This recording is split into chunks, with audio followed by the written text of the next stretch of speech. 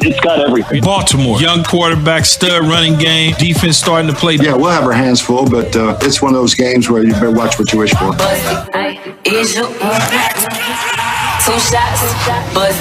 Are you planning to start on Saturday, Jared? I'm just continuing to feel good and heal this thumb and making sure it's ready to go. Josh Allen is every bit as good as Patrick Mahomes. Buffalo, they win that game, try and march on.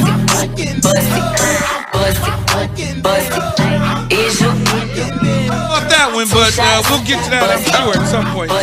Yeah, that was Matt Hasselbeck, and he did exactly just say there moments ago, Josh Allen is every bit as good as Patrick Mahomes. You want to quickly start there? I kind of raised my eyebrows on that, too. We can start in a lot of different places, but I can tell you one thing we certainly can start at is I walked in this morning into the green room, and I Food for thought? You want to give me a little food for thought this morning? Great no, line, but Zubin, I walked into our green room, and I saw grocery bags, and I was like... Two of them.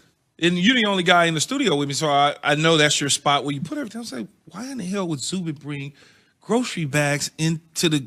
I'm like, this dude here. And so I came in to ask you, why would you bring grocery bags? And then you reminded me you didn't have a car, but even still, I'm like, why would you bring grocery bags at 6 a.m. to work? Let me give you a comment. Not as crazy as Matt Hasselbeck there on Josh Allen and Patrick Mahomes, but slightly less crazy. And that is to say, every Friday, I go food shopping. Yeah, we do. 9:54:07, not that I'm counting, but 9:54:07. Okay. I don't have to see you till Monday. I'm just kidding. I get to go right to the supermarket, which is 2 blocks away. Okay. I live more than 2 blocks away from here. So if I Okay. left here, walked further home, Yes. got the bags, double-backed, and walked all the way to the grocery store. Zubin, you do not have to explain yourself on this, Zubin. You do not have to explain yourself. That's true. He doesn't have to explain himself, Jay, but I forgot Zubin didn't have a car because, you know, most of us have cars. Not in New York City, though, Key. Most people don't have cars in New York City. See, you got to remember, Jay, I'm from L.A. Fair. So I'm still in a transition period from mindset.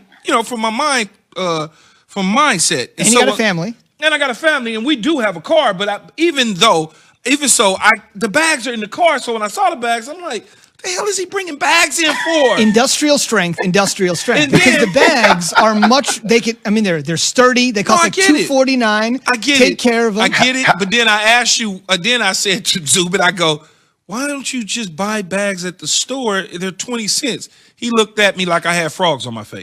Wait, it's like I'm not spending 20 cents on any damn How many bags do you have, Zubin?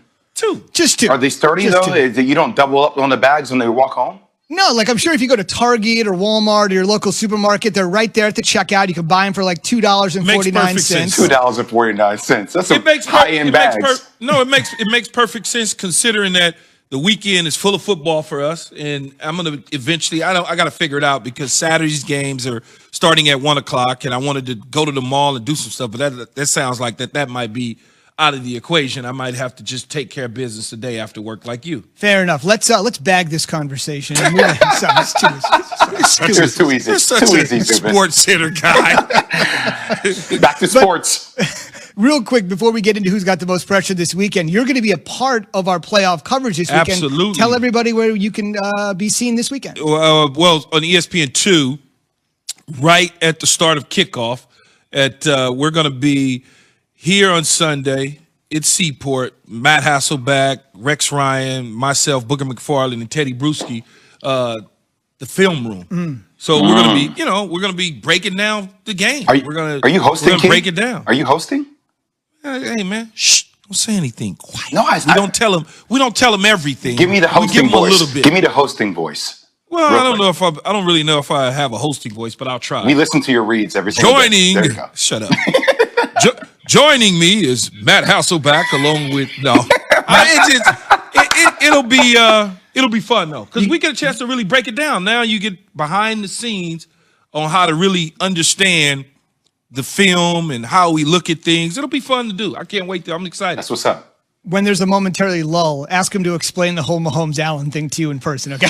Ouch. Well, every now and then, some of our colleagues do say some things that make you scratch your head. It happens. And Indeed, that's the deal with Keyshawn on Sunday. On Monday, I'll be with you on the MegaCast for the College Football Playoff National Championship game in the Data Center with our Brad Edwards. So a huge weekend, and then spilling over to Monday for football. Triple header Saturday, triple header Sunday. That's why they're calling it Super Wild Card Weekend. We've never had triple headers on Saturday and Sunday. We've got the 14-team playoff field, and then Alabama and Ohio State to decide college football's championship. It's going to be wall-to-wall football here over the next 3 days. It's wall-to-wall football this morning on the show with the fellas. I should mention we're presented by Progressive Insurance, and all of our guests join us on the Goodyear Hotline. It gets right to this.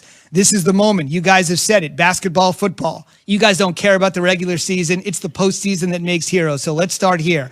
We do care about the regular season because the regular season helps us get to the postseason, but you are made in the postseason. Indeed. Legacies are made in the postseason, but setting you up for success in the postseason comes in the regular season. Absolutely. All right, so let's talk about it. Who's got the most pressure, fellas? Let's just go conference by conference. Let's start in the AFC. Who's got the most pressure on them in the postseason in the American Football Conference? American Football Conference. Way to go, Zubin. I would say it's the Pittsburgh Steelers, right? I mean, a team that started off 11-0. Yep. That we were talking about, hey, Mike Tomlin can be undefeated, 16-0. They can run the table. He can be coach of the year, yada, yada, yada, yada. Then they got on a little bit of a skid. They lost 4 or 5 or 5 or 6 or something along those lines, and it didn't look promising for them. It was kind of like, uh-oh, what is this? When a team starts off that hot, they got to finish the deal, because we talked about the Pittsburgh Steelers and the Kansas City Chiefs ad nauseum about playing each other in the AFC Championship game or American Football Conference, depending on how you want to Letter of the law. read it. And now all of a sudden, it looks like it could be Baltimore or Buffalo in the AFC Championship game facing the Kansas City Chiefs. See, Key, I don't know, man. It feels like the Steelers are kind of like hobbling their way into the playoffs, losing their last 4 or 5 games, and they're really not having a run game.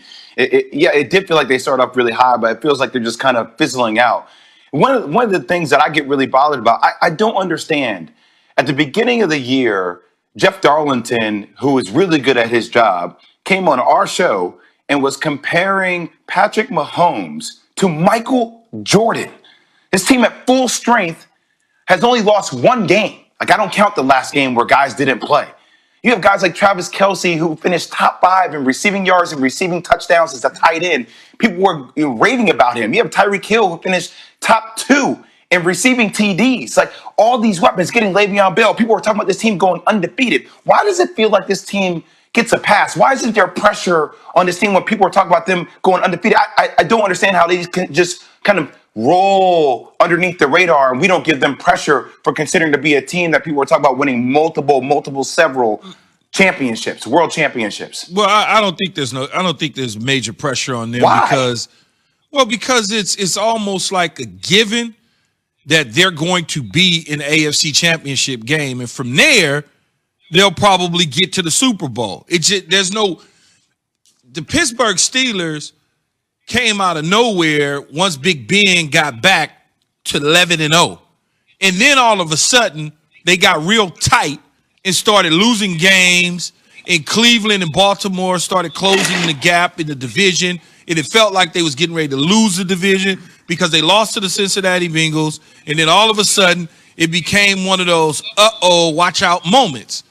And so because of how it was built up, put them in a position where we just decided, okay, this team is the one team that can challenge the Kansas City Chiefs.